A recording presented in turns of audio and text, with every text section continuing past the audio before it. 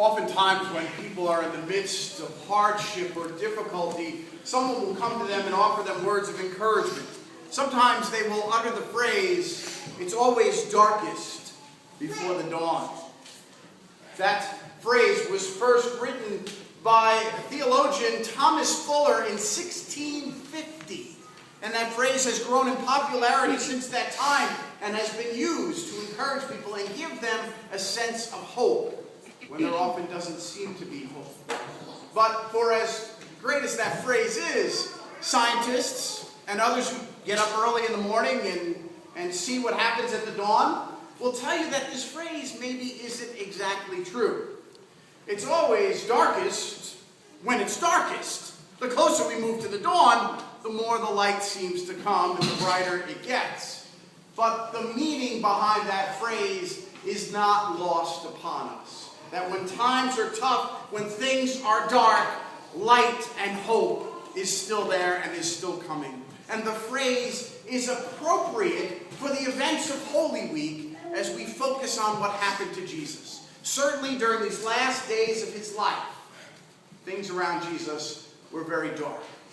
There was that pain of betrayal at the hands, at the kiss of one who he chose to be special, to be close to him as one of the 12.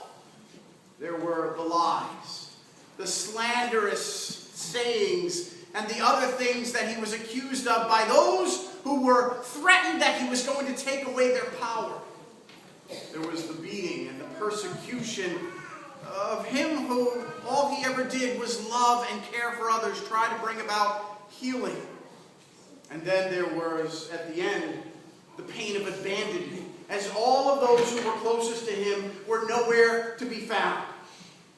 And then it was the stark, harsh reality of death.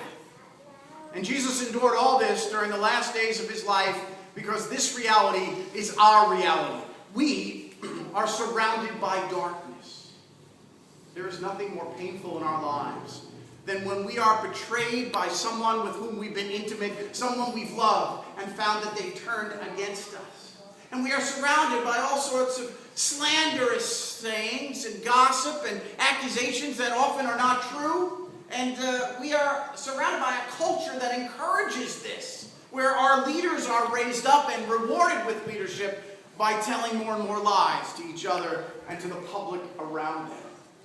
And we live in a world of pain, of persecution, of cruelty. And if it's not people doing it to other people, sometimes it's the cruelty of our bodies betraying us through sickness.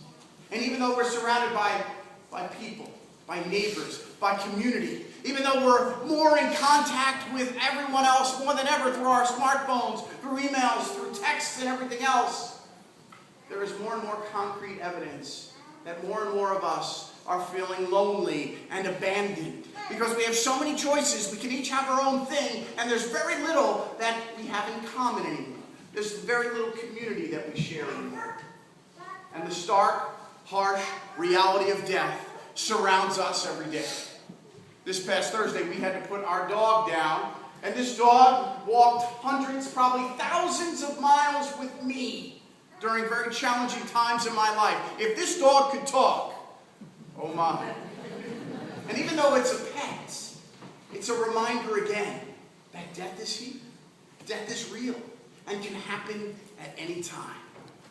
And today, during the gospel reading, during the lengthy passion, we were left at the tomb of Jesus. But even though we were left at the tomb of Jesus, we know that there's a happy ending. We know how the story ends, because it's always darkest before the dawn. And Jesus endured all these realities, all these hardships, to show us that we always have that hope, that there is always light in the midst of darkness. And as we walk with Jesus, we can always be assured that no matter how difficult things may be, with Christ on our side, the light is coming. For the darkness and the death of Good Friday and Holy Week always leads us to the light and the dawn of Easter morning. Amen.